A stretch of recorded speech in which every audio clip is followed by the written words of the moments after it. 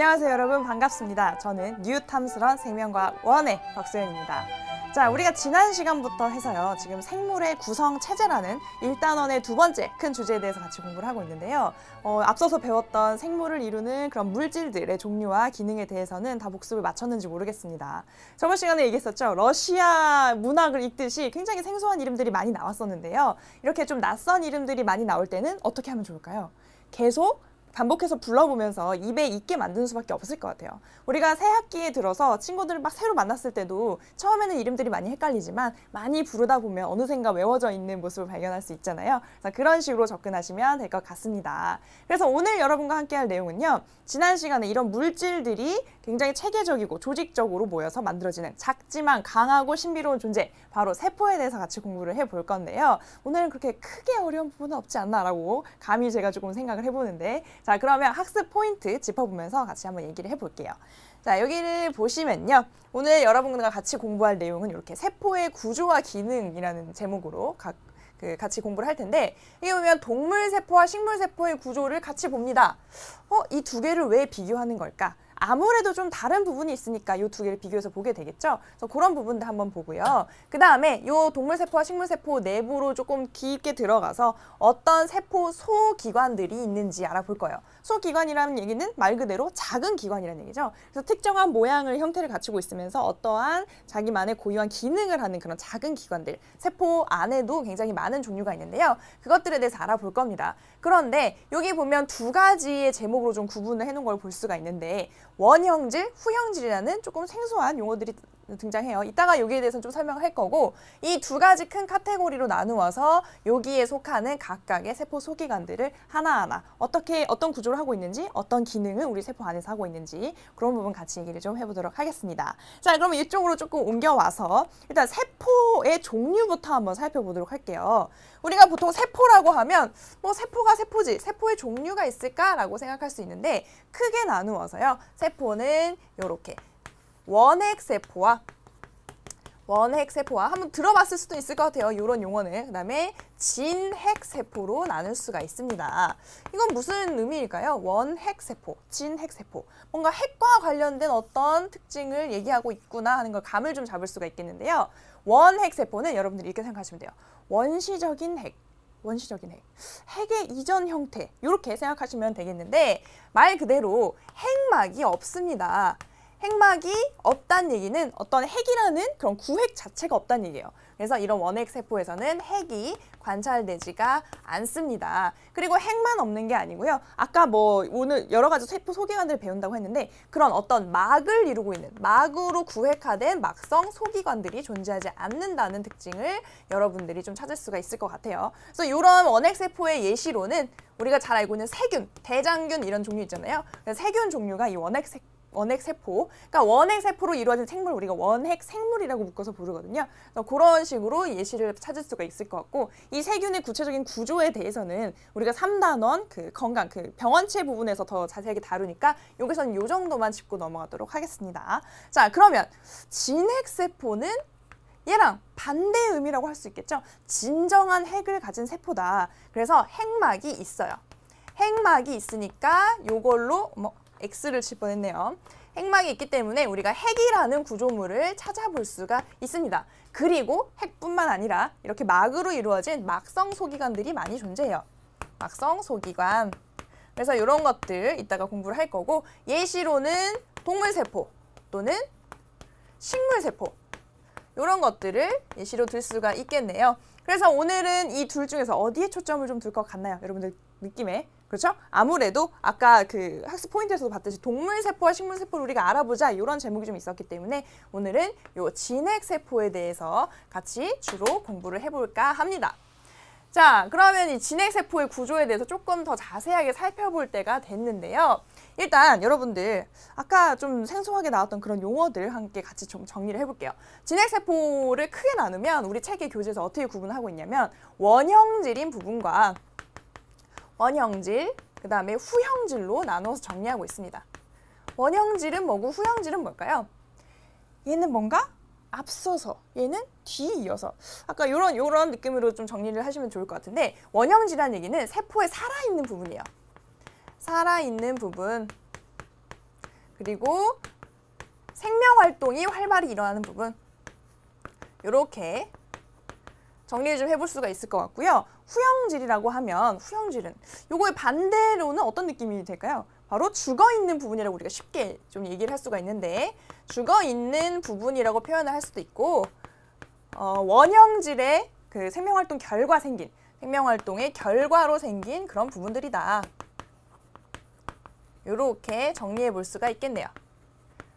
자, 그런데 우리 책에서는 이렇게 크게 두 가지 카테고리로 나눠서 설명하고 있지만 사실은 그렇게 많이 사용되는 용어는 아니라고 생각할 수 있습니다. 그래서 이런 의미를 담고 있구나 정도만 캐치를 하시고요. 왜냐하면 원형질과 후형질로 이렇게 구분을 하긴 하지만 이 경계가 좀 모호하거든요. 그래서 학교에서도 만약에 선생님이 원형질과 후형질로 나눠서 설명을 하신다면 정확히 그 경계가 어디까지인지 좀 질문을 해서 내신 문제에 나왔을 때 이게 애매한 부분들을 잘 잡아서 나갈 수 있도록 그렇게 억울하게 틀리지 않게 여러분들이 좀 노력을 하셔야 될 것 같아요. 그래서 이렇게 이제 크게 두 개를 나눠서 설명하겠습니다. 먼저 원형질에 대해서 얘기를 좀 해볼 건데요. 여러분들한테 자 세포를 한번 그려보세요. 이렇게 하면 여러분들은 보통 어떻게 그리나요? 일단 뭘 먼저 그리죠? 보통은 이렇게 해서 세포의 경계를 이루고 있는 이런 세포막을 그리게 되죠. 세포막. 자, 이 세포막도 이제 하나의 원형질로서 이 세포의 경계의 역할을 하고 있다. 이렇게 볼 수가 있고요. 이 안에 부분을 크게 두 개로 나눌 수가 있어요. 일단 여러분들이 좋아하는 핵, 그리고 이 세포막 안쪽 부분에서 핵을 제외한 나머지 공간들을 우리가 뭐라고 부르게 되냐면 바로 이 부분을 뭐라고 할까요? 세 글자로 이렇게 힌트를 줄게요. 뭘까? 이거는 세포인 것 같죠?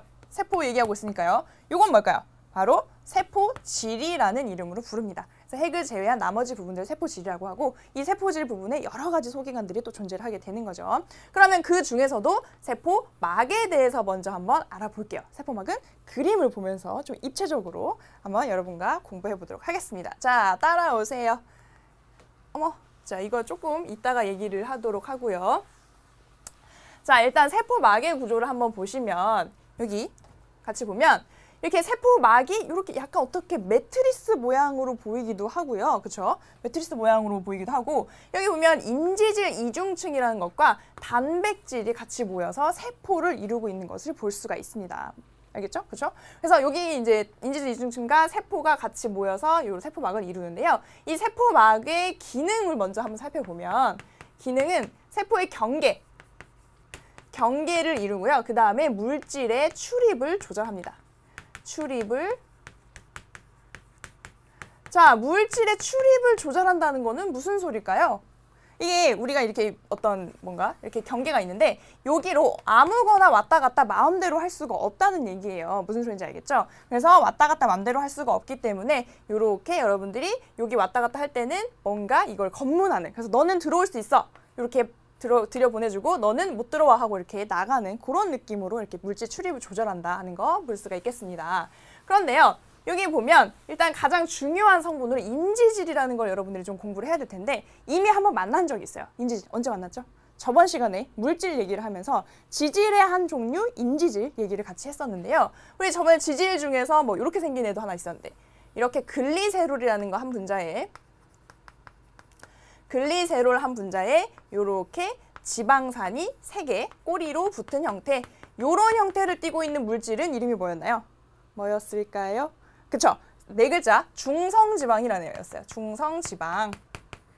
그런데 얘랑 거의 비슷하게 생겼지만 글리세롤 한 분자에 너무 이제 글씨가 작아서 잘 안 보일 수도 있지만 어차피 우리가 배운 내용이니까 자, 지방산이 2개만 붙어 있는 거예요. 어머, 이거 무슨 일이야? 그러면 얘는 뭔가 손해본 느낌이니까 대신에 모자를 하나 씌워준 거. 요 형태의 물질은 이름이 뭐였어요? 요게 바로 인지질이었죠? 요렇게. 자, 이 인지질이라는 것이 요렇게 생겼는데 이걸 조금 더 간단히 그려보면 이렇게 그리면 조금 우리가 복잡하니까 그냥 머리에 꼬리가 2개 달린 요런 형태로 주로 그립니다. 뭐 이렇게 꼬불꼬불하게 그리기도 하고요. 아니면 그냥 이렇게 쭉쭉 뻗어서 그리기도 해요. 자, 그래서 이 동그란 부분은 우리가 머리라고 표현하고 그 다음에 여기 이렇게 나와 있는 2가닥 부분을 꼬리라고 표현하죠.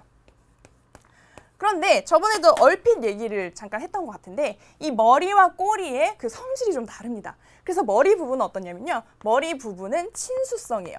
친수성. 어떤 의미예요? 물과 친하다, 물을 좋아한다는 의미죠. 그런데 꼬리는 바로 소수성, 요거는 조금 생소할 수 있는데 소수성이라는 얘기는 친수성의 반대의 의미를 가지고 있어요. 물을 어떻게 한다? 싫어한다는 거죠. 그러니까 예를 들어서 여러분들이 뱀을 굉장히 싫어한다고 칩시다. 뭐 좋아하는 학생들도 있겠지만 이게 싫어하는 학생들의 경우는 뱀이 굉장히 싫어요. 너무 무서워해. 그런데 뱀을 만져봐라 하면 만져요? 뱀하고 옆에 같이 잠자라고 하면 자요? 안 자잖아요. 옆에 가기도 싫죠. 그래서 얘도 마찬가지죠. 물을 너무 싫어하기 때문에 물 근처에는 가기도 싫어하는 거예요. 그래서 이런 두 가지 특성을 한 분자 내에 갖고 있다는 굉장히 독특한 성질을 이 인지질은 가지고 있어요. 그래서 문제를 한번 내볼게요, 선생님이. 이쪽은 지우고 여기다가 한번 써보겠습니다. 자, 여러분들의 응용력을 한번 보겠습니다. 이렇게 어떤 그릇에 물이 가득 담겨 있어요. 물이 가득 담겨 있는 요 용기에다가 인지질을 쫙 이렇게 부어서 넣는다고 생각해 봅시다. 그러면 요 분자들이 어떻게 배열을 할지 여러분 한번 생각해 보세요. 물로 가득한 환경에서 머리 부분은 물을 좋아해요. 꼬리 부분은 물을 싫어합니다. 그럼 얘네들이 도대체 어떻게 배열하면 서로의 이 기호를 맞춰줄 수가 있을까? 그래서 실제로 실험을 한번 해보면 이런 식으로 물을 좋아하는 머리가 바깥쪽으로 물을 향해서 만나게 되고요. 그 다음에 물을 굉장히 싫어하는 이 꼬리가 안쪽으로 다 모이게 됩니다. 그래서 난 절대로 물을 안 만날래, 절대 싫어 이렇게 하고 이제 안에서만 이렇게 모이게 되는 거고요. 물을 좋아하는 애들은 이제 좋다고 물과 이렇게 그 상호작용을 할 수 있겠죠. 그래서 이렇게 되는데요. 만약에 이런 물만 있는 게 아니고 위에다가 기름을 한 층 부은 거예요. 여기다가 인지질을 넣으면 어떻게 될까요? 여러분들 한번 생각해 봅시다. 배열이 어떻게 될 것 같아요? 여러분이 생각한 그 배열이 아마 맞을 거예요. 물을 좋아하는 머리 쪽이 이렇게 물과 닿게 이렇게 되고요. 물을 싫어하는 꼬리 쪽이 이렇게 기름 쪽으로. 물을 싫어한다는 거는 기름을 또 좋아한다는 거거든요. 그래서 이렇게 기름 쪽으로 꼬리를 뻗어 있는 이런 모양으로 이루어질 겁니다. 그래서 이런 성질을 가지고 있는데 이제 다시 세포로 좀 돌아와 보면 세포는 어머 선생님이 잽싸게 잡았어요. 선생님이 아니었으면 떨어뜨렸죠. 이 엄청난 운동신경. 자, 그래서 이렇게 세포를 생각해보면 세포의 안쪽도 굉장히 물이 풍부한 환경이에요. 물로 가득 차 있습니다. 그런데 이 세포의 바깥쪽 부분은 뭐 진공이거나 뭐 공기로 되어 있나요? 그런 건 아니에요. 바깥쪽도 거의 물에 잠겨 있다고 생각하면 돼요. 안팎이 다 물로 충만한 그런 상황입니다. 그런 상황에서 이 인지질은 어떻게 배열을 해야지만 이 두 그 머리 부분과 꼬리 부분의 그런 성질을 다 충족을 시킬 수가 있을까 생각을 해보면 만약에 이렇게 배열을 한다. 그럼 어때요? 이 꼬리는 물 싫어하는데 물하고 만나야 되는데 그럼 싫잖아요. 자, 그럼 반대로 한번 이렇게 해보면 되나요? 아니죠. 안에도 지금 물과 만나게 되잖아요. 그래서 얘들이 굉장히 똑똑하게 어떻게 되냐면 이렇게 머리 쪽이 바깥에 꼬리 쪽이 안쪽으로 이렇게 들어온 다음에 여기다 한 겹을 더 덧대는 거예요. 이렇게. 이런 식으로 해서 쭉 연결이 된다면 꼬리는 절대 물과 닿지 않을 수 있죠. 머리는 이렇게 물과 이렇게 닿게 이렇게 구성이 될 수가 있잖아요. 그래서 이렇게 인지질, 이중층의 형태로 막을 이룬다. 이렇게 정리하시면 되겠습니다. 근데 여기서 많이들 여러분들 헷갈리는 게 이 인지질, 이중층으로 된 요 막은 지금 몇 겹이라고 할 수 있어요. 이 막은 지금 한 겹입니다. 한 겹. 한 겹의 막이라는 거죠. 한 겹의 세포막. 자, 이 한 겹의 막을 이루는 물질 자체가 그 물질이 이중으로 배열이 돼서 이 한 겹의 막을 이룬다. 이렇게 생각하셔야 돼요. 그래서 세포막은 단일막이라는 성질을 갖고 있는 거죠. 단일막이다. 한 겹의 막이다. 그러니까 이렇게 좀 비유를 해볼 수가 있을까요? 샌드위치 같다고 봅시다. 샌드위치. 식빵이 위에 한 겹 있어요. 자, 이렇게. 그 다음에 여기 뭐 양상추라든지 햄이라든가 깔고 밑에 식빵이 하나 더 있습니다. 자, 그러면 여러분들은 이거를 샌드위치 한 개라고 불러요? 두 개라고 불러요? 선생님은 만약에 선생님의 친구가 야, 내가 샌드위치 2개 줄게 했는데 이걸 주면 선생님 절교할 거예요. 이건 샌드위치 하나거든. 자, 그래서 이게 식빵이 2겹이 모여서 한 개의 샌드위치를 이루는 거죠. 그래서 이런 느낌으로 이 세포막의 구조를 이해하시면 될 것 같고요. 이 인지질도 굉장히 중요한 역할을 하지만 여기 보시면 이쪽으로 다시 와볼게요. 여기 중간중간 박혀있는 이 단백질들도 굉장히 중요한 역할을 합니다. 단백질의 종류는 굉장히 많은데 그 중에서 이렇게 관통에 있는 것도 있고 요만큼 박혀있는 것도 있고 아예 밖에 이렇게 나와 있는 것들도 있어요. 굉장히 다양한 종류가 있어요. 그런데 이 단백질 자체들의 그 기능도 여러 가지가 있지만 일부는 어떤 역할을 하냐면 이렇게 물질을 들어오고 나가게 이렇게 만들어주는 통로 역할을 하는 것들이 잘 안 보이네요. 자, 통로 역할을 하는 것들이 이제 많이 있게 되는 거죠. 그래서 이런 단백질들이 기능해서 물질 출입을 조절할 수 있게 되는 겁니다. 그래서 세포막에 대해서는 이 정도 정리를 하도록 할게요. 자, 이제 세포막은 공통적으로 이제 존재를 하기 때문에 이렇게 대표적으로 설명을 좀 했는데, 그런데 이제 무슨 얘기를 좀 해봐야 되냐면 동물세포와 식물세포로 나누어서 구조를 조금 살펴보려고 해요. 그러면 아까 봤던 그림으로 조금 넘어가 볼게요. 자, 요 그림 먼저 보겠습니다. 동물세포와 식물세포의 구조, 딱 보기에 뭔가 비슷한 것들도 있고 약간 좀 전체적인 모양은 약간 달라요. 여기 보면 얘는 좀 흐물흐물하게 생겼는데 얘는 겉에 파란 것들이 이렇게 막 달려있고 가운데 뭔가 거대한 게 막 있어요. 그러면 다른 그림 찾기 한번 해볼까요? 여기 똑같이 있는 것과 없는 것 이렇게 비교를 해보면 양쪽에 다 있는 거를 한번 지워 나가보자고요. 자, 한번 지워볼게요. 핵은 여기도 있고 여기도 있죠. 그 다음에 여기 보면 리보솜 여기 있고 여기 있네요. 거친 면소 포체, 매끈 면소 포체 다 여기 양쪽에 존재하고요. 자, 그 다음에 중심체는 이쪽에 없는 것 같아요. 중심체는 여기만 있고, 미토콘드리아는 여기 다 있네요. 자, 그 다음에 리소좀은 여기만 있고 지금 그림상에서 골지체는 여기도 있고 여기도 있고, 자, 세포막은 아까 있었고요. 그 다음에 여기 세포벽은 여기만 있네요. 그 다음에 엽록체도 여기만 있죠. 액포도 여기만 있어요. 자, 그래서 이거를 한번 정리를 해보면요. 이렇게 표로 될 수 있을 것 같습니다. 그래서 동물세포와 식물세포의 세포 소기관을 어디에 뭐가 있는지 한번 정리를 해봤을 때 나머지는 다 공통적으로 있는데요. 엽록체 같은 경우에는 식물세포에만 존재하죠. 그죠? 식물세포에만 존재하기 때문에 여기서 광합성을 할 수 있어요. 광합성. 동물세포는 광합성을 할 수 없다는 거죠. 자, 나머지는 다 존재하고 여기 주의 구간입니다. 미토콘드리아가 보통 동물세포에만 있다고 생각하는데 식물세포에도 있다는 거, 식물세포에도 미토콘드리아 있다는 거 여러분들 일단 머릿속에 넣어두고 진행을 하세요. 자, 그 다음에 세포벽 같은 경우에는 식물세포에만 있는 걸 알 수가 있고요. 그 다음에 중심체는 동물세포에 주로 존재합니다.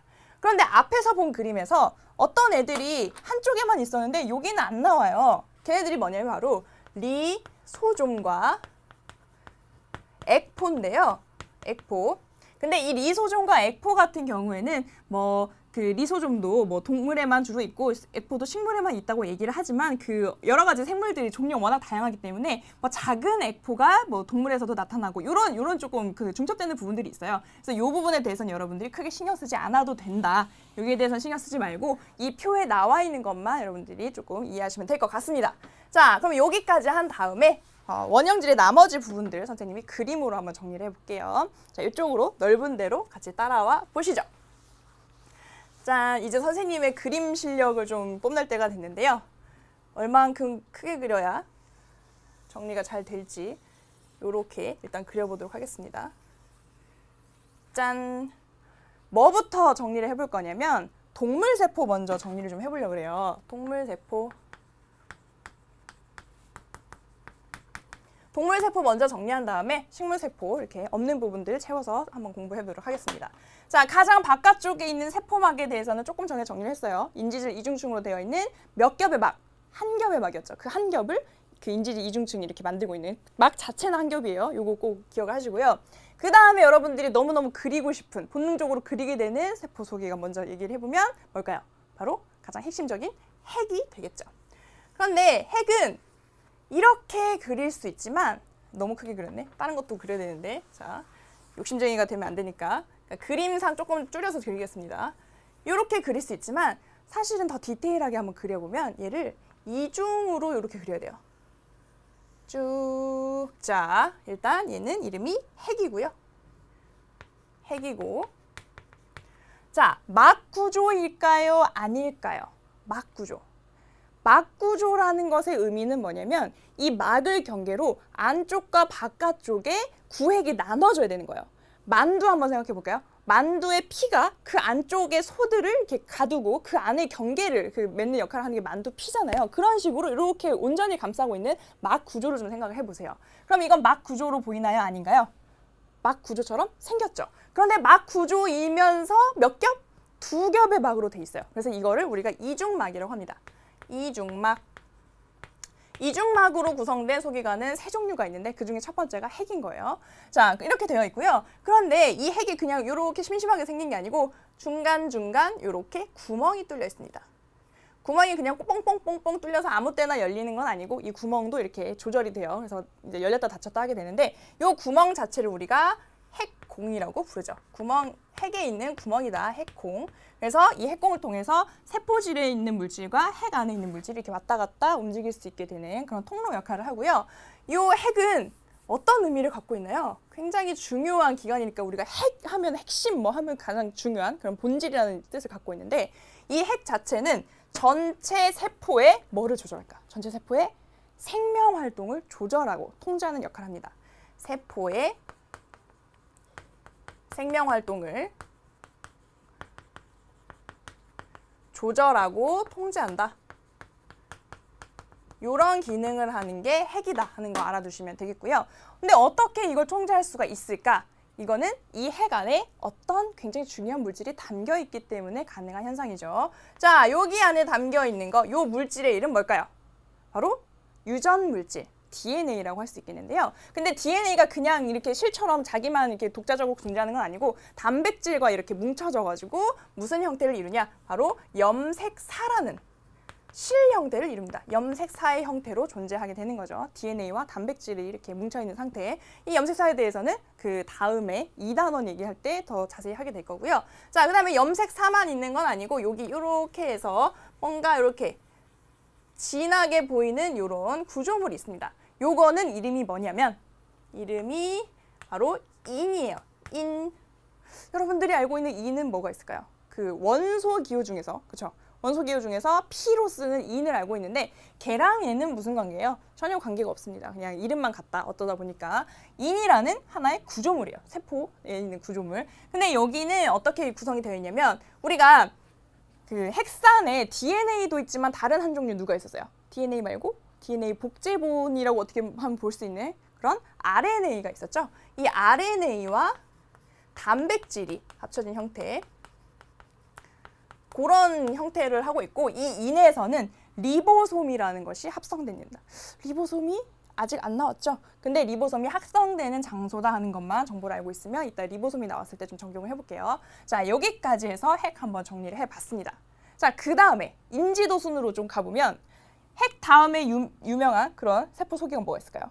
선생님이 그림을 그려보면 감이 올지도 몰라요. 이렇게 돼서 안에 또 꼬불꼬불한 이런 것이 한 겹 더 있는 자, 많이 보지 않았어요? 바로 이름은 미토콘드리아죠. 미토콘드리아. 미토콘드리아. 선생님이 이걸 예전에 주관식으로 한번 내봤을 때 정말 엄청난 답들이 나왔어요. 미코톤드리아, 막 미트콘도리아, 막 이런 굉장히 많은 버전들이 나왔었는데 미토콘드리아가 이제 정식 이름입니다. 선생님한테 박스현 이렇게 얘기하는 거랑 똑같아요. 그렇게 얘기하면. 자, 미토콘드리아인데요. 일단 막구조인지 아닌지 한번 볼까요? 구획이 나눠져 있는 걸로 보이죠. 막 구조예요. 근데 몇 겹? 안쪽에 내막, 바깥쪽에 외막 두 겹으로 이루어져서 이중막이구나. 아까 이중막이 전체 3개라고 그랬는데 벌써 2개 나왔어요. 이제 동물세포에서는 여기서 끝입니다. 식물세포에 하나 더 있고요. 이렇게 미토콘드리아. 자, 미토콘드리아 보면 어떤 역할을 할 것 같아요? 얘는. 우리 사실 많이 배웠어요. 세포, 뭐가 일어나는? 세포 호흡이 일어나는 장소다. 세포 호흡 장소. 선생님이 물질대사 얘기할 때 1강에서 물질대사 얘기할 때 세포호흡의 정의 굉장히 강조를 했었는데 세포호흡의 정의가 뭔가요? 세포호흡은 일단 뭐를 분해해요? 뭐를? 3글자. 뭘까요? 뭘까? 유기물이죠. 유기물. 유기물. 그러니까 뭐 포도당 뭐 이런 유기물을 분해해서 뭐를 얻어내는? 뭘 얻어내는? 그렇죠. 에너지를 얻는. 에너지를 획득하는 과정이 바로 세포호흡인데 그 세포호흡 과정이 주로 미토콘드리아에서 일어납니다. 미토콘드리아에서만 일어난다고 볼 수는 없고요. 여기서 주로 일어난다 이렇게 알 수 있고 여기서 얻어진 에너지는 일부는 열 에너지 형태로 방출이 되고 일부는 ATP라는 형태로 저장이 돼요. ATP로 저장.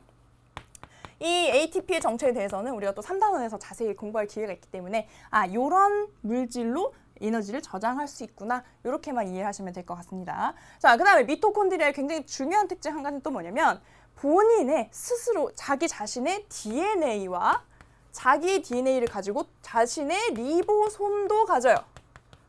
자신의 DNA와 자신의 리보솜을 가진다. 자, 그래서 이 특징 때문에 자기 증식이 가능하고 그 다음에 뭐 자기만의 독특한 단백질들을 만들어낼 수 있다는 그런 특징이 있습니다. 그럼 아까부터 자꾸 거슬리는 애가 있죠? 계속 튀어나와요. 얘가 도대체 뭐 하는 애인지 이제 좀 궁금해요. 알아봤으면 좋겠죠. 그래서 이제 다음에는 리보솜에 대해서 한번 알아볼게요. 자, 리보솜을 그려볼 텐데 어떻게 그리면 되냐? 짠! 짠! 리보솜은 그림 자체는 어렵지 않은데 많이 그려야 돼가지고 그래서 조금 힘들게 만드는 그런 세포 소기관이죠. 자, 이렇게 생겼어요. 리보솜. 자, 리보솜 어디다 써볼까요? 여기다 한번 써볼까요? 리보솜. 자, 리보솜은 딱 봤을 때 막일 것 같아요? 아닐 것 같아요? 구획이 안팎이 나눠지는 것처럼 보이나요? 아닌 것 같죠? 그래서 리보솜은 막 구조가 아닙니다. 막 구조가 아니다. 자, 그 다음에 리보솜은 뭘로 구성이 되어 있냐면 얘랑 조금 비슷한 느낌이라고 보면 돼요. 구성 자체는 RNA와 단백질이 이렇게 뭉쳐져서 이루고 있는 그런 구조다. 그럼 가장 중요한 거 얘기를 좀 해봐야겠죠? 얘가 도대체 뭐 하는 애인가? 너 누구니? 뭐 하는 애니? 얘는 뭔가를 합성해요. 자, 뭘까요? 여기 디귿, 비읍, 지읍. 자, 단백질이죠, 단백질. 단백질을 합성하는 세포 소기관입니다. 단백질은 어떻게 합성해요? 여러분들 저번 시간에 단백질 배웠어요. 근데 지금 단백질 합성한대요. 어떻게 하면 단백질 합성되죠? 기본 단위인 뭐를 붙잡아다가 아미노산들을 붙잡아다가 순서대로 엮으면 그 엮는 그 연결의 이름이 뭐였어요? 결합의 이름. 바로 펩타이드 결합이라는 거였죠. 그래서 아미노산들을 주위에서 잡아다가 펩타이드 결합을 엮어주는 역할을 하는 것이 바로 이 리보솜이에요. 여기서 그 폴리펩타이드가 만들어지는 겁니다. 그래서 이 리보솜이 단백질을 합성하는 역할을 하는데 여기 리보솜이기 때문에 단백질 합성이다. 이렇게 비읍으로 좀 연결해서 그 명칭을 좀 암기를 해주세요. 자, 그 다음에 리보솜이 나왔는데요. 리보솜은 어디에 존재를 하게 되냐면 주로 이렇게 바깥에 세포질에도 흩뿌려져 있지만 거친 면 소포체에도 위치한다라고 교재에 정리가 됐어요. 그럼 이제 거친 면 소포체는 또 뭐니? 하고 이렇게 좀 연결해서 가보도록 하겠습니다. 그럼 소포체를 한번 그려볼까요? 쭉 이렇게 선생님 그림 잘 그리죠? 자, 이렇게 그릴 수도 있고 이쪽 한쪽으로는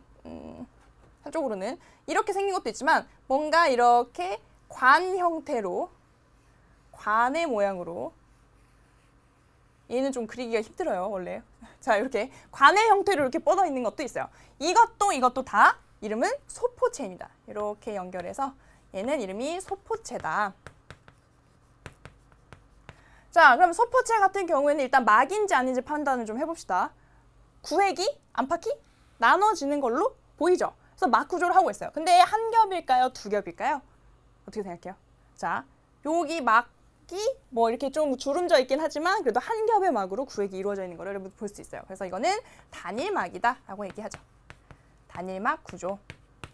자, 이 소포체의 경우에는 어떤 역할을 하게 되냐면 물질의 합성, 그 다음에 수송에 관여하게 됩니다. 물질을 여기서 만들어내기도 하고 물질을 나르는 역할도 이렇게 이동하는 통로의 역할도 하게 돼요. 요런 역할들을 하는데 일단 요렇게 생긴 거, 요렇게 판 모양으로 이렇게 막 많이 연결이 되는 미로처럼 생긴 거는 얘는 이름이 뭐냐면 거친면 소포체예요. 거친면 소포체. 얘는 이름이 왜 거친면 소포체이냐? 아까 이 리보솜이 어디 존재한다고 그랬죠? 세포질이나 거친면 세포체, 이제 그 거친면 소포체의 표면에 많이 존재한다고 그랬어요. 그래서 이 막 표면에 리보솜들이 굉장히 많이 다닥다닥 붙어 있습니다. 우리 그 그림을 확인하면 교재 그림에 굉장히 잘 그려져 있죠. 그래서 이 표면에 리보솜들이 다닥다닥 붙어 있기 때문에 이제 봤을 때 거칠거칠한 그 모래를 뿌려놓은 것 같은 그런 느낌을 주기 때문에 거친면 소포체라고 얘기하고요. 이쪽에는 리보솜이 존재하지 않아요, 표면에. 그래서 이거는 거칠다. 이게 반대말 뭘까요? 선생님은 이런 이제 부드러운 여잔데 그런 거칠다의 반대말은 바로 매끈면 소포체. 이름 굉장히 귀엽죠? 매끈면 소포체다. 자, 매끈면 소포체. 그래서 이렇게 두 가지 종류로 나눠집니다. 이 거친면 소포체 같은 경우에는 단백질의 이동에 굉장히 많이 관여를 하고요. 그 다음에 이 매끈면 소포체 같은 경우에는 지질을 합성하는 그런 역할을 합니다. 지질 합성. 그런데 여기서 매끈면 소포체 같은 경우에는 여기서 주 포인트는 아니고요. 일단 이 거친면 소포체에서 이루어지는 단백질의 그 수송, 이동, 통로가 되는 그 부분에 대해서 한번 집중해서 보도록 할게요. 자, 여기서 보세요. 리보솜이 옆에 있는 아미노산들을 잡아다가 폴리펩타이드를 만들다가 여기서 이 소포체 안으로 그 폴리펩타이드를 쭉 넣어주는 거예요. 그러면 요 이렇게 미로처럼 안에가 다 이렇게 연결이 되어 있잖아요. 그래서 이거를 통로 삼아서 요것들이 안에서 이동합니다. 이동하다 보면 여기 끝에 막다른 골목이 다 다르게 되죠. 그럼 그때부터 이제 당황하는 거예요. 나 어디로 가면 되지? 어디로 가면 좋을까? 그때 어떻게 되냐면 이 막도 결국에는 이런 세포막하고 같은 성분이에요. 인지질 이중층으로 되어 있고요. 단백질이 이제 중간중간 박혀 있고. 근데 이게 딱 고정돼 있는 구조가 아니고 유동적인 구조예요. 그래서 이렇게 우리가 그 호떡 반죽에서 이렇게 일부를 잡아 떼듯이 그런 느낌으로 여기가 이렇게 늘어납니다. 막이 일부가. 그러면 여기에다가 그 단백질을 쏙 담아요. 그 다음에 여기가 뽕 떨어지게 되는 거죠. 떨어져서 얘는 원래 막 이렇게 합쳐지고 얘는 이렇게 작은 배 형태로 작은 배에다가 단백질을 태운 것처럼 이렇게 가게 돼요. 그러면 다음 행선지로 가게 되는데 그 다음 행선지가 어디냐? 바로 여기 이렇게 굉장히 좀 독특하게 생긴 이런 구조로 가게 됩니다. 자, 그러면 이 구조의 이름은 뭔지 이제 좀 알아봐야겠죠? 이 구조의 이름은 바로 여기다가 적어볼까요? 바로 골지체예요. 골지체. 자, 골지체 이름이 굉장히 특이하죠. 그 우리 옷 팔 때 보면 티셔츠 같은 거 종류에 이 골지 티셔츠, 골지무늬 이런 거 얘기하는데 그런 느낌은 아니고 이 골지체라는 의미는 요거를 발견한 사람의 이름이에요. 골지 씨가 발견한 골지체입니다. 자, 골지체는 일단 막 구조일까요? 아닐까요? 여러분들 판단하기에. 막 구조 같죠? 구획이 이렇게 있죠. 그래서 얘는 막은 막인데 몇 겹? 몇 겹? 그렇죠. 소포체와 같이 단일막 구조를 하고 있다. 근데 잘 보면 여기서 떨어져 나온 막의 일부가 자꾸 여기에 합쳐져서 이 골지체를 이루게 됩니다. 그래서 이 골지체는 소포체로부터 유래했다 이렇게 얘기를 하게 되는 거죠. 그래서 이렇게 여기서 온 것들이 여기 이제 가게 되는데 그 다음에 여기서 여기 또 이동하고 싶을 때는 이렇게 또 이런 막을 담아가지고 또 여기 합쳐져서 이렇게 또 보내고 이런 식으로 여기서 여기로 이렇게 계속 이동을 합니다. 그러면 골지체는 어떤 역할을 하는 것일까? 기능 좀 정리를 해볼게요. 골지체의 기능을 정리해보면 물질의 저장, 일로 들어온 물질들을 저장하기도 하고요. 그 다음에 밖으로 분비하는 데 관여를 하게 돼요. 저장과 분비에 관여한다. 분비란 얘기는 만약에 이 세포 밖으로 뭔가를 내보내고 싶어요. 만들어낸 이 물질을. 그러면 여기서도 마찬가지로 이렇게 작은 소낭이라고 얘기하는데 배에 태워 보내듯이 태워서 이 밖에 이렇게 세포 바깥으로 이렇게 방출을 하게 되는 그런 과정을 우리가 볼 수가 있습니다. 이거를 이렇게 단면을 해서 2차원 평면으로 하면 여러분들 이게 잘 안 되기 때문에 3차원 형태로 그려진 그런 그림을 보면서 요거 부분을 이해를 좀 해보도록 할게요. 이쪽으로 잠깐 따라와 봅시다. 짠! 이거 보면요. 단백질의 합성과 이동에 관여하는 세포 소기관만 정리를 좀 해놓은 거예요. 단백질이 만들어지고 이동해서 뭐 방출되는 그런 과정까지 쫙 이어서 한번 보면 여기 보시면 일단 핵에서 이 어떤 단백질을 만들어라 하는 정보인 RNA가 밖으로 나가게 됩니다. RNA 어떤 정보, 유전 정보 담고 있다 그랬죠? 이게 이제 복사본이라고 할 수 있는 RNA가 밖으로 나가면 그 정보를 바탕으로 누가? 리보솜이 단백질을 합성한다 그랬죠? 단백질을 합성해서 폴리펩타이드 결합을 만드는 거. 그래서 펩타이드 결합을 만들어서 폴리펩타이드를 합성하는 것 자체는 리보솜이 하는 일이에요. 리보솜이 그걸 만들다가 이 소포체 안으로 쏙 넣어줍니다. 그럼 소포체를 이제 이동 통로 삼아서 이렇게 쭉 가다 보면 여기 막다른 골목에 도착을 하고 여기서 쭉 빠져나와서 이 소낭에 담아가지고 어디로 가요? 여기 골지체로 가게 되는 거죠. 그럼 이 골지체에서 물질들이 뭐 성숙하기도 하고 뭐 일부는 저장되기도 하고 이렇게 진행이 되다가 이게 밖으로 나갈 필요가 있는 물질인 경우에는 요 미세 과립이라고 하는데 그냥 소낭이라고 여러분들 이해하셔도 되고요. 이런 또 작은 보트 같은 형태의 이런 막 구조물에 넣어서 밖에 이렇게 세포 밖으로 보내게 되는 그럼 세포 밖에 이렇게 쭉 뿌려지는 요게 이제 방출되는 그런 과정이라고 보시면 돼요. 그래서 이런 식으로 단백질이 합성되고 이동하는 데 관여한다. 이렇게. 그래서 단백질과 관련된 세포 소기관을 말해라 하면은 뭐가 되겠어요? 일단 만드는 리보솜 나와야 되고 그 다음에 요게 이동 통로가 되는 그렇죠? 뭐였어요? 소포체. 그 다음에 요거를 저장하고 분비하는 골지체. 이렇게 해가지고 정리 좀 해주면 되겠습니다. 자, 그럼 다시 이쪽으로 와볼게요. 거의 다 왔어요. 자, 골지체까지 했는데 이 골지체에서 만들어내는 여러 가지 소낭들 중에 굉장히 특이한 어떤 소낭이 있습니다. 자, 어떤 소낭에는 속에 굉장히 독특한 종류의 물질을 담고 있는 경우가 있는데요. 얘의 이름은 바로 우리가 리소좀이라고 얘기해요. 아까 누구랑 이름이 비슷하죠? 바로 얘랑 리보솜이랑 굉장히 이름이 비슷하죠. 리소좀 같은 경우에는 일단 막인지 아닌지 판별을 해봅시다. 막일까요? 아닐까요? 아까 여기 기원 자체가 골지체에서 떨어져 나온 하나의 막이라고 그랬죠. 그래서 단일막 구조를 하고 있는데요. 단일막 구조. 이 리소좀의 역할은 뭐냐? 바로 세포 내에서 소화작용을 하는데 기능합니다. 세포 내에서 일어나는 소화작용. 어떻게 소화를 하는 걸까요? 이 아까 특별한 물질들이 들어있다고 했는데 그 물질의 정체가 바로 뭐냐면 가수분해 효소예요. 가수분해 효소.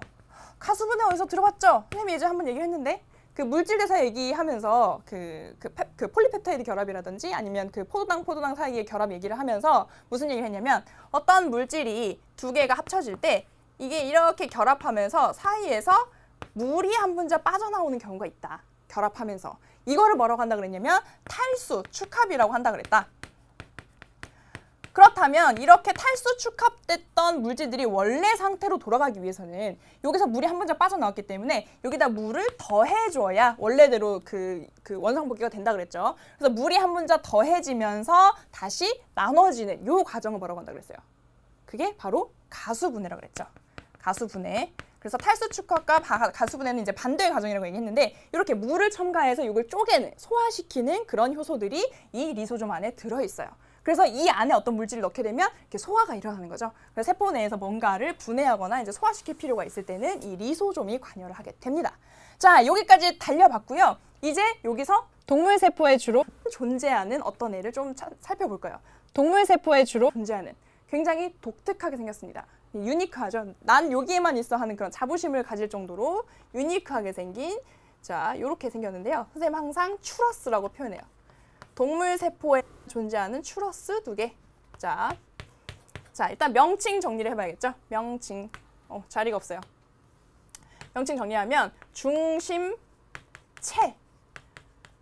또는 중심립이라고 합니다.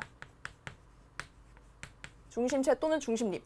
왜 이름이 2개인가요? 교재마다 조금 이름이 다르게 나오는데 무슨 소리냐면 이거 추러스 하나하나, 실제 추러스는 아니에요. 실제 추러스 아니고 요거 하나하나의 명칭은 중심립이에요. 중심립. 중심립 하나, 2개가 모여서 만들어진 요 구조물, 전체 구조물을 중심체라고 합니다. 그러면 무슨 소리예요? 이 중심체 하나에 중심립이 2개가 이렇게 구성하고 있다. 이렇게 보시면 되고요. 얘를 딱 봤을 때 이거는 막 구조일 것 같아요? 아닐 것 같아요? 아닐 것 같죠. 뭔가 구획이 나눠지거나 그렇게 안 생겼죠. 그래서 중심체는 막구조가 아니다. 막구조가 아니다. 이렇게 정리할 수 있겠고요. 중심체의 기능은 뭐냐? 여기서 무언가가 나와요. 실이 나옵니다. 방추사라고 하는 실을 만들어요. 방추사가 뭘까요? 생성. 방추사는 나중에 세포 분열할 때 이렇게 쭉쭉 나와가지고 염색체들을 이렇게 잡아당기는 역할을 하는, 염색체들을 끌어당기거나 이렇게 정렬하는 역할을 하는 것들이 방추사인데 그것이 바로 이 중심체로부터 나온다 하는 거 알아두시면 되겠습니다. 그런데 이 중심체는 어디에만 있다? 동물 세포에만 있다 하는 거. 이렇게 정리를 좀 해볼게요. 굉장히 복잡하죠? 복잡한데 이걸 선생님이 이렇게 그렸던 순서대로 여러분들이 빈 종이에다 이렇게 그릴 수 있는 그런 수준이 되어야 합니다. 자, 그러면 동물 세포는 이 정도로 정리를 하고요. 이제 식물 세포 가볼게요.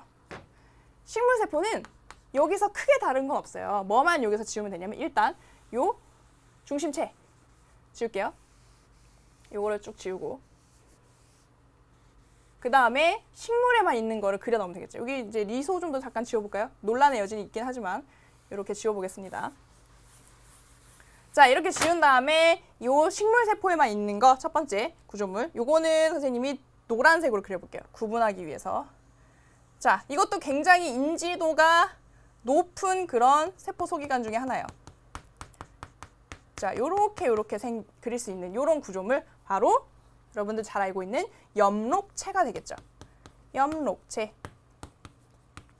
엽록체 같은 경우에는 일단 막구조인지 아닌지 한번 살펴볼까요? 막이라고 생각해요? 아니라고 생각해요? 막이 맞는 것 같죠? 여기 안팎의 구조물이. 그래서 이거는 막은 막인데 여기도 역시 한 겹, 두 겹. 내막과 외막으로 이루어진 이중막 구조예요. 이중막, 여기 이자 숫자로 써볼게요. 통일하기 위해서. 이중막 구조. 그럼 이중막 다 나왔죠? 핵, 미토콘드리아, 그 다음에 엽록체 세 가지. 굉장히 인지도 높은 애들만 우리가 이중막 구조를 하고 있다는 걸 알 수가 있습니다. 자, 그 다음에 엽록체 같은 경우에는 어떤 역할을 할까요? 미토콘드리아는 세포호흡의 장소였는데 엽록체는 뭐의 장소가 될까? 엽록체 뭐 하는 거예요? 그치, 빛을 이용해서 합성하는 광합성의 장소가 됩니다. 광합성 장소. 그래서 빛 에너지를 이용해서 무기물인 이산화탄소를 뭐 유기물인 그 포도당 같은 것들로 합성하는 그런 그 작업의 장소가 되는 거죠. 그래서 화합성의 장소가 되고, 이 엽록체랑 미토콘드리아는 사실 굉장히 많은 부분 닮아 있어요. 그래서 이 엽록체 같은 경우에도 자기 자신의 DNA와 리보솜을 가져서 자기 증식이 가능하고 자기만의 그런 단백질들을 스스로 만들어낼 수 있는 그런 성질이 있습니다. 그래서 이렇게 정리를 해볼게요. 여기까지가 앞에서 얘기했던 무슨 형질? 원형질에 속하는 그런 그 세포 소기관들이 되겠고, 여기다가 후형질만 첨가해 볼게요. 근데 후형질은 여기 우리 그 식물세포에서만 우리가 다루고 있죠. 자, 후형질 그려보겠습니다. 후형질이면서 식물세포에만 있는 것, 선생님이 잠시. 자, 여기 굉장히 거대하게 하나 그릴 수 있는 게 있는데, 이게 뭐냐면 바로 액포예요. 액포. 액포. 막구조일까요? 아닐까요? 딱 봤을 때 막구조처럼 생겼죠. 그리고 한 겹입니다. 그래서 단일막이다. 단일막 구조를 하고 있고요. 그럼 이 액포는 이렇게 거대한 애는 도대체 무슨 역할을 하는 걸까? 이 세포 내에서, 식물세포 내에서. 바로 온갖 물질의 저장 창고 역할을 합니다. 물질들의 저장 창고다.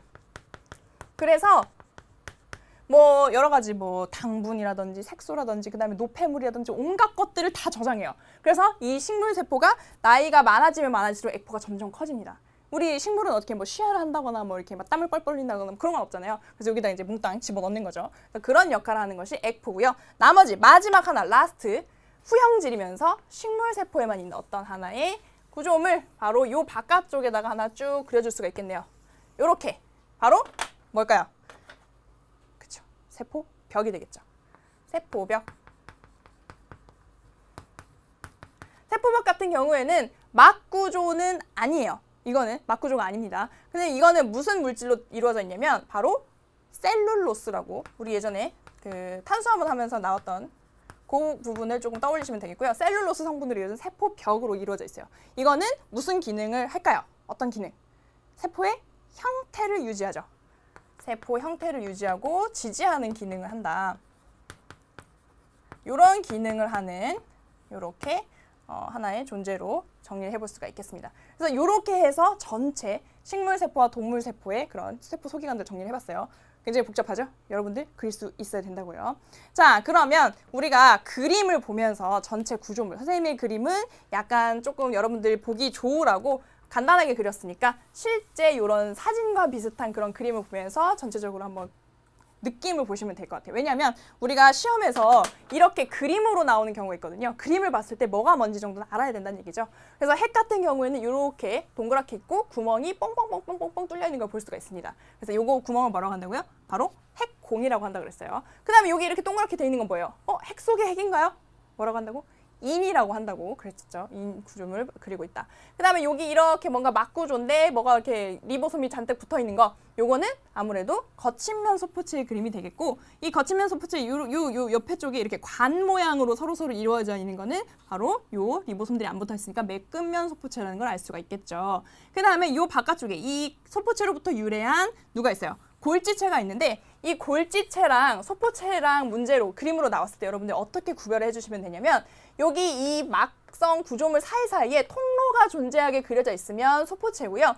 이 사이사이가 통로가 없이 그냥 별개의 막들로 구성되어 있는 걸로 그림이 그려져 있으면 여러분들 골지체라는 거를 이해를 해주시면 되겠습니다. 그래서 이렇게 구분을 좀 그림에서 할 수가 있다 하는 거. 중심체, 여기서도 굉장히 추러스처럼 그려져 있고요. 여기는 미토콘드리아가 여기 안쪽에 내막이 있다는 거를 그림으로 그리고 있죠. 이건 동물세포의 구조이기 때문에 나머지 것들을 여러분들이 충분히 알아보실 수가 있을 것 같습니다. 자, 그러면 우리가 여기까지 굉장히 숨가쁘게 정리를 했는데, 마지막으로 좀 여러분들하고 정리해야 될 부분이 뭐냐면 단일막인가 막 구조가 아예 아닌가 아니면 이중막인가 하는 것들, 그것들이 내신 문제에서 굉장히 종종 나올 수가 있거든요. 그래서 그걸 선생님이 한 큐에 정리를 좀 해볼게요. 이쪽 빈 공간이 여기 없기 때문에. 자, 그러면 일단 막 구조인가 아닌가? 막 구조인 것, 막 구조가 아닌 것 나눌 수 있겠죠? 근데 막 구조도 이중막이 있고요. 그 다음에 단일막이 있겠죠. 자, 이중막인 거는 3개밖에 없다 그랬어요. 뭐? 인지도 높은 애들. 그래서 핵, 그 다음에 미토콘드리아, 그 다음에 엽록체. 이렇게 3종류 있고요. 그 다음에 막구조가 아닌 거는 여러분들 이렇게 생각하세요. 인중의 리본. 이게 무슨 소리냐면 인중에 이렇게 리본을 맨 그림을 상상하세요. 인중의 리본. 그래서 인, 핵 속에 들어있는 인, 그 다음에 중심체, 그 다음에 뭐겠어요? 리본은 리보솜. 리보솜 이렇게 아시면 되겠고요. 여기다가 하나 더 붙이자면 세포벽도 들어갈 수 있겠죠. 세포벽. 이렇게. 나머지 것들은 단일막에 넣어주시면 됩니다. 뭐 있었나요? 일단 좀 그 바깥에 큰 거부터 얘기를 해보면 세포막이 있었죠. 세포막, 그 다음에 소포체, 그 다음에 골지체, 그리고 여기서 유래된 리소좀, 그 다음에 액포. 이렇게 정리를 좀 해볼 수가 있겠네요. 근데 여러분들 조심할 것이 리소좀이랑 리보솜이랑 이름이 굉장히 헷갈려요. 그쵸? 반대로 쓰는 경우도 종종 있는데 아까 리보솜은 어떻게 암기를 하라고 그랬죠? 리보솜이 하는 일이 단백질 합성이니까 단백질의 비읍을 따서 암기를 하면 되고, 그럼 리소좀은 하는 일이 세포내 뭐였어요? 그죠? 소화죠, 소화. 소화니까 리소좀이다. 이렇게 정리를 좀 해볼 수가 있다고 했습니다. 자, 이 전체 내용 이렇게 이해하시면 되겠고요. 마지막으로 여러분들에게 하나 팁으로 주고 싶은 거는 우리가 세포 종류가 굉장히 다양해요. 뭐 적혈구도 있고, 뭐 백혈구도 있고, 뭐 뉴런이라고 하는 신경세포도 있고, 세포의 종류가 굉장히 다양하고 그 역할이 다양하기 때문에 그래서 그 세포들마다 이런 그 세포 소기관들의 그런 비율들이 좀 달라질 수가 있어요. 무슨 말인지 알겠죠? 그래서 예를 들어서 단백질을 바깥으로 굉장히 많이 배출해야 되는 그런 세포들 같은 경우에는 뭐가 발달을 좀 해 있을까요? 단백질을 좀 합성하고 수송하는 데 관련된 소포체라든지 골지체 이런 것들이 많이 발달을 해 있을 거고, 근육처럼 좀 에너지를 많이 생산해야 되는 그런 세포들의 경우에는 어떨까요? 그런 세포들은 뭐가 많을까? 에너지를 생산해내는, 그렇죠, 미토콘드리아 같은 것들이 많이 존재할 수가 있겠죠. 그래서 세포의 종류마다 이런 안쪽에 들어가 있는 그런 세포 소기관들의 비율이 좀 달라질 수 있다 하는 것까지 여러분들이 캐치를 하시면 될 것 같습니다. 자, 그럼 오늘도 열심히 여러분들하고 달려봤고요. 오늘 했던 내용 선생님 처음에는 어렵지 않다고 했는데 내용이 조금 많지. 이미 여러분들이 몇 번 들어봤던 그런 세포 소기관들이 많잖아요. 그 기능들도 다 알고 있고. 그래서 거기에 덧붙여서 좀 처음 들어보는 소포체, 골지체, 뭐 리소좀 이런 것들만 조금 정리를 해보면 여러분들이 충분히 다 캐치를 하실 수 있을 거라고 생각을 합니다. 그럼 오늘 수업을 들었으니까 뭘 해야 되죠? 오늘 얼마나 열심히 공부를 했는지, 그리고 오늘 했던 것 중에서 어떤 거는 조금 감이 잘 오는데 어떤 건 좀 어렵다든지, 저는 어느 정도 학습이 된 것 같아요. 한 80% 정도는 이해를 다 한 것 같아요 하는 그런 내용들을 수강후기 게시판에 올려주시면 되겠습니다. 자, 그러면 다음 시간에 여러분하고 다시 만나도록 할게요. 수고하셨습니다.